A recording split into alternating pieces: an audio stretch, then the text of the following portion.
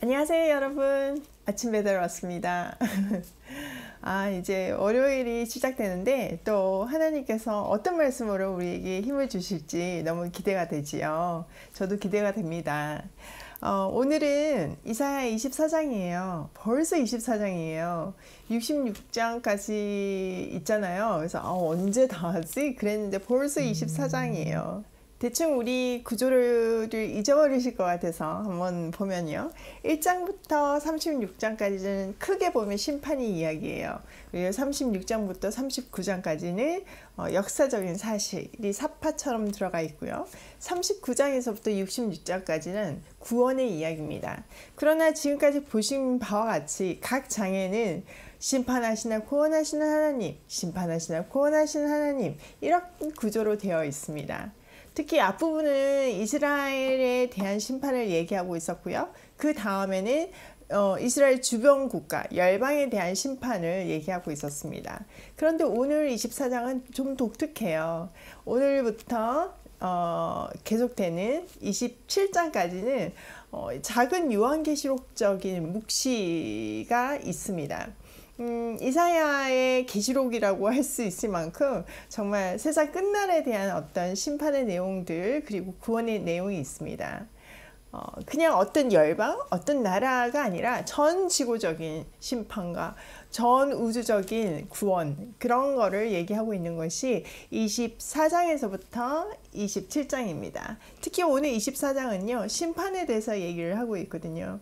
그런데 이 심판은 정말 창조와 맞닿는 어떤 단어들로 연결이 되면서 세상 끝날을 얘기하고 있다는 것을 볼 수 있습니다.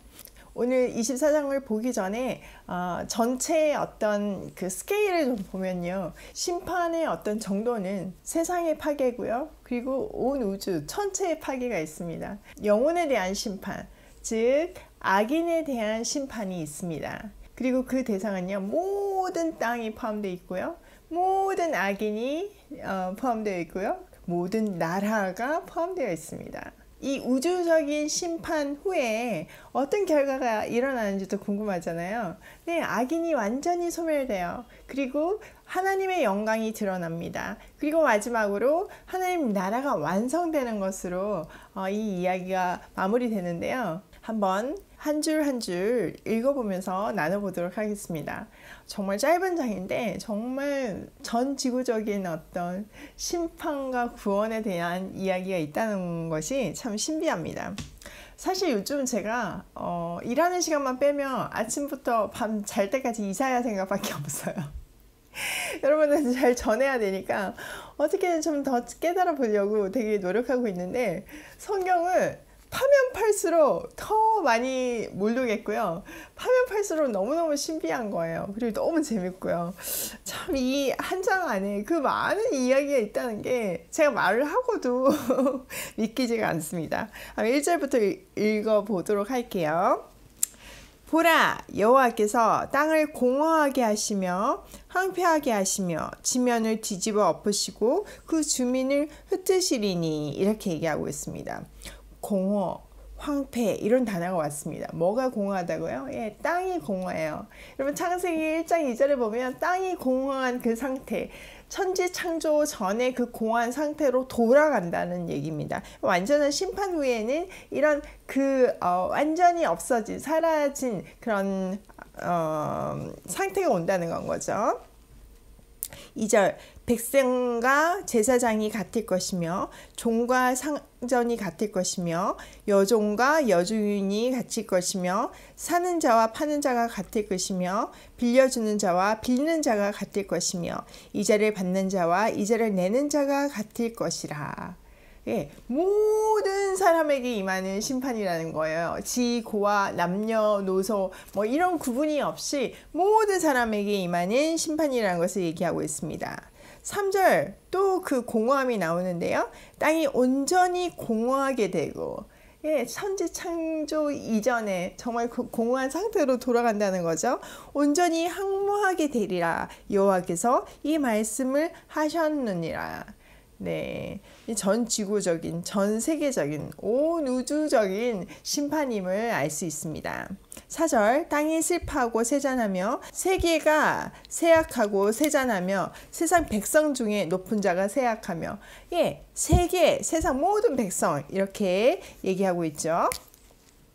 땅이 모든 주민 아래서 더럽게 되었으니 이는 이들이 율법을 범하여 율례를 어기며 영원한 언약을 깨뜨렸습니다. 왜 이렇게 심판이 임했는가? 그 이유가 나와 있죠. 왜? 땅에 있는 모든 주민들이 더럽게 되고 그들이 말씀을 지키지 않고 율례를 깨뜨렸고 영원한 언약, 하나님이 주신 그 은혜의 약속을 깨뜨렸기 때문에 이런 일이 벌어졌다는 겁니다. 6절 볼게요. 그러므로 저주가 땅을 삼켰고 그 중에 사는 자들이 정죄함을 당하였고 땅의 주민이 불타서 남은 자가 적도다. 모든 것이 황폐해지고 땅이 갈라지고 막 이렇게 해서 모든 주민이 불타는 거죠. 그래서 결국은 남은 자가 아주 극소수라는 겁니다. 7절 새 포도즙이 슬퍼하고 포도나무가 세잖아요. 마음이 즐겁던 자가 다 탄식하며. 이스라엘 사람들에게 포도주가 없다는 것은 재앙인 건 거예요. 근데 여기 모든 포도주가 포도 열매가 사라진 건 거잖아요. 그러니까 정말 말할 수 없는 어떤 재앙이 임했다 이런 표현인 겁니다. 그러니 8절 9절의 결과가 오는 거죠. 소고치는 기쁨이 그치고 즐거워하는 자의 소리가 끊어지고 수금 타는 기쁨이 그쳤으며 기쁨이 사라진 거예요. 노래하면서 포도주를 마시지 못하고 독주는 그 마시는 자에게 쓰게 될 것이다. 이런 상황이 온다는 겁니다. 10절 약탈을 당한 성읍이 허물어지고 집집마다 닫혀서 들어가는 자가 없으며 성읍이 무너지고 집집마다 닫혔다는 거는 여기는 이제 여러 설이 있지만 또 전염병이 돌아가지고 왜 집이 폐쇄당했다 이런 뜻도 포함되어 있습니다. 포도주가 없으므로 거리에서 부르짖으며 모든 즐거움이 사라졌으며 땅의 기쁨이 소멸되었도다. 땅의 모든 기쁨이 소멸된 이런 정말 상상할 수 없는 절망적인 상황이 왔다는 건 거죠. 12절 성읍이 항모하고 성문이 파괴되었느니라. 13절부터는 이제 희망의 메시지예요. 자, 세계 민족 중에 이런 일이 있으리니 곧 감람나무를 흔듦 같고 포도를 거둔 뒤에 그 남은 것을 죽음 같을 것이니라 이렇게 얘기하고 있어요. 이거는 전 지구적인 모든 세계의 모든 세상 사람들한테 임하는 메시지인데 막 되게 항파하게 되었지만 그리고 남은 자가 극소수지만 하나님은 그 한 영혼 하나님의 하나님 되심을 인정하는 그 남은 자들을 마치 포도왜 그 수확하고 나서 그 땅에 떨어진 그 알곡까지 줍는 그런 비유로 되어 있잖아요. 하나님은 그 남은 자를 한 사람도 놓치지 않고 마지막 그 한 사람까지 책임지실 거다. 찾아내실 거다. 이 얘기를 하는 겁니다. 14절 무리가 소리를 높여 부를 것이며 여호와의 미움으로 말미암아 바다에서부터 크게 외치리라. 이게 되게 감동인 게요. 지금 이런 상황이잖아요. 온 저주가 땅에 임해서 진짜 땅이 공허하고 혼돈 상태에 있고 모든 사람한테 기쁨이 사라졌잖아요. 그런데 그 남은 자들은 이 상황 속에서 소리를 높여 부르며 하나님의 위엄으로 말미암아 바다에 크게 외친다는 건 거예요. 그러니까 위에는 불의 시험이 있잖아요. 6절에 보면 모든 거민이 불탔다고 그랬잖아요. 근데 여기는 바다, 이제 홍수, 그러니까 물에 대한 어떤 심판을 상징하고 있는데, 그러니까 그들이 물 가운데를 지나면서 또 불 가운데를 지나면서 멈추지 않는 것은 하나님을 찬양하는 건 거예요. 너무 감동스럽죠? 자, 15절. 그러므로 너희가 동방에서 여호와를 영화롭게 하며 바다 모든 섬에서 이스라엘의 하나님 여호와의 이름을 영화롭게 할 것이라. 그들의 거룩한 열심이 바다에서부터 동방에서부터 모든 섬에 이르기까지 하나님을 영화롭게 한다는 겁니다. 16절 땅 끝에서부터 노래하는 소리가 우리에게 들리기를 의로우신 이에게 영광을 돌리세 하도다. 그러나 나는 이르기를 나는 세잔하였고 나는 세잔하였으며 내게 화가 있도다. 배신자들은 배신하고 배신자들이 크게 배신하였도다. 이렇게 얘기를 하는 겁니다. 죄가 만연한 상태예요. 사실 이 상태는 배신자가 배신하고 그러니까 계속 이런 어떤 죄가 만연한 상태지만 여기에서 그 멈추지 않는 남은 자의 노래가 있다는 거예요. 그들이 찬양하는 거는 누구예요? 의로우신 하나님이에요. 근데 보세요. 땅 끝에서부터 소리가 들린대요. 노래를 한대요. 이 말은 뭐냐면은 이 한란으로 인해서 도망갈 수밖에 없잖아요. 살기 위해서 도망갔을 거라고요. 그런데 그렇게 흩어지면서 하나님을 전하고 있는 그 남은 자들의 아름다운 열심을 볼 수 있습니다. 실제로 사도행전에 보면 스데반의 죽음으로 인해서 헬라파 그리스도인들에게 환란이 임했잖아요. 그래서 그들이 도망가잖아요. 예루살렘으로부터 이렇게 막 도망가기 시작하잖아요. 도망가면서 사마리아에 가서 도망가면서 말씀을 전하고 사마리아 교회가 생기고 도망가면서 또 교회가 생기고 도망가면서 교회가 생기고 나중에 이제 수리아 안디옥까지 가서 교회를 세우잖아요. 그게 기반이 돼서 사도 바울이 1차, 2차, 3차 전도 여행을 하잖아요. 놀라운 건 거예요. 이 남은 자들의 환란은 환란이 아닌 건 거예요. 이 놀라운 사실이 여기에 또 있습니다. 땅의 주민아 두려움과 함정과 올무가 내게 이르렀나니 모든 땅에 지금 두려움과 함정과 올무가 임했다는 거죠. 두려운 소리로 말미암아 도망하는 자는 함정에 빠지겠고 함정 속에서 올라오는 자는 올무에 걸리리니 이는 위에 있는 문이 열리고 땅의 기초가 진동함이라. 어디를 가든지 도망갈 수 없는 이런 엄청난 심판이 온 땅에 임했다는 겁니다. 19절 땅이 깨지고 깨지며 땅이 갈라지고 갈라지며 땅이 흔들리고 흔들리며 마치 노아의 홍수처럼 그날에 이런 일이 있다는 건 거죠. 땅이 취한 자와 같이 비틀비틀하며 원두막같이 흔들리며 그 위에 제약이 중함으로 떨어져서 다시는 일어나지 못하리라. 땅이 마치 취한 사람처럼 비틀거리며 이 온 땅에 어떤 환란이 일어난다는 겁니다. 21절 그날에 여호와께서 높은 데에서 높은 군대를 벌하시며 땅에서 땅의 왕들을 벌하시니 모든 사람들을 이제 악한 사람들을 다 벌하기 시작한다는 겁니다. 그러니까 지고아를 막론하고 모든 사람한테 임하는 심판의 메시지인 건 거예요.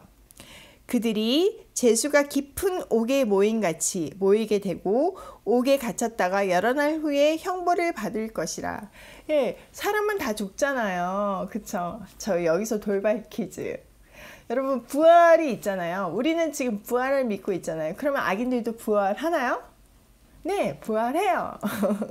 부활을 하는데 우리는 부활 후에 영원한 생명을 얻고 또 영원한 도성에서 말로 형용할 수 없는 그런 영화로운 삶이 우리를 기다리고 있잖아요. 근데 악인들은 부활 후에 영원한 지옥, 영원한 형벌 속에 갇혀서 영원히 사는 어떤 그런 심판을 받는 겁니다. 근데 여기에 이제 그런 얘기가 있는 거죠. 그 죄수가 악인들이죠. 깊은 옥에 모여가지고 여러 날 후에 형벌을 받게 될 것이다. 이 얘기가 그러니까 부활 후에 형벌을 받게 될 것이다. 이렇게 되는 거죠. 요한계시록에도 이런 내용이 있잖아요. 이사야하고 사도 요한하고 같은 메시지를 지금 주고 있는 겁니다. 그때 달이 수치를 당하고 해가 부끄러워하리니 이는 만군의 여호와께서 시온 산과 예루살렘에서 왕이 되시고 그 장로들 앞에서 영광을 나타내실 것입니다. 네, 이제 만군의 여호와께서 시온 산과 예루살렘에서 왕이 되시고 장로들 앞에서 영광을 나타내신다고 그랬잖아요. 그런데 여기에 시온 산과 예루살렘은 그때 있었던 시온산과 예루살렘이 아니라 새하늘과 새 땅을 얘기하고 있는 거죠. 그러니까 그날에 정말 땅에 모든 혼돈이 있었고 전 지구적인 전 민족의 심판이 있지만 그 후에 약속하신 대로 새하늘과 새 땅이 있고 하나님은 다시 영광을 받게 되고 우리는 영화로운 몸으로 하나님과 함께 천국 잔치를 벌린다는 그 내용이 이 이사야서에 있는 겁니다. 너무 신비하지 않습니까? 여러분, 이 심판이 임한 후에는 악인들은 완전히 소멸됩니다. 그리고 하나님의 영광이 드러나며 하나님의 나라가 완성이 됩니다. 하나님은 완전하시기에 그 심판도 완전하십니다. 우주 만물과 모든 피조물이 그 심판을 받게 되는 것입니다. 그 영원한 심판, 그 영원한 저주에서 벗어나는 길은 딱 하나입니다. 예수를 주라 시인하며 유일한 길인 그를 통하여 하나님께로 나아가는 것입니다. 죽음의 권세, 사망의 권세에서 하나님의 생명 안으로 옮겨져서 영원한 생명을 얻은 영화로운 삶을 살게 되는 것입니다. 우리가 말씀을 붙들고 천국 소망을 가지고 살 때 이 땅에 매이지 않고 이 사사로운 어떤 먹고 사는 일에 매이지 않고 큰 시각으로 하나님 나라를 볼 수 있는 것입니다. 그리고 자유함으로 내가 하는 일을 충실히 할 수 있는 건 거예요. 사람들이 비록 인정해 주지 않는다 할지라도, 나는 비록 고단하다 할지라도 영원한 상급이 나를 기다리고 있고 하나님의 나의 눈물을 닦아주실 그날이 있음이 우리에게는 소망인 것입니다. 저도 가끔 이런 생각을 해요. 이렇게 좋은 콘텐츠, 복음이란 콘텐츠를 가지고 이렇게 힘든 시간을 내서 이렇게 영상을 찍는데 많은 사람이 봐주지 않잖아요. 그런데 진짜 쓰잘데기 없는 뭐 그런 어떤 그 연예인들의 가십이나 그런 거에는 뭐 그냥 조회수가 그냥 몇만, 몇십만, 몇백만 이러잖아요. 그런 걸 보면 가끔 내가 뭐 하는 거지? 내가 이런 거 그럼에도 불구하고 이거 해야 되나? 뭐 이런 생각 들어요. 저도 사람인데 그렇지 않겠어요? 그런데 제가 눈앞에 있는 이건 너머에 있는 영원한 하나님 나라가 보이기 때문에 또 사람이 아닌 하나님이 기뻐하심이 제가 느껴지기 때문에 이 일을 할 수 있는 건 거예요. 누구 한 사람 알아주지 않는다 할지라도 내가 이 일에 스스로 가치를 매기며 갈 수 있는 건 거예요. 그러나 감사하게도 많은 분들이 저에게 응원의 메시지를 남겨주시고 또 용기를 주시고 좋아요도 눌러주시고 댓글도 남겨주시고 힘이 된다는 얘기를 하시기 때문에 저도 힘을 얻습니다. 여러분, 오늘도 유일한 길이며 진리이며 생명이신 예수 그리스도를 붙들며 고고싱이에요. 다른 건 보지 마세요.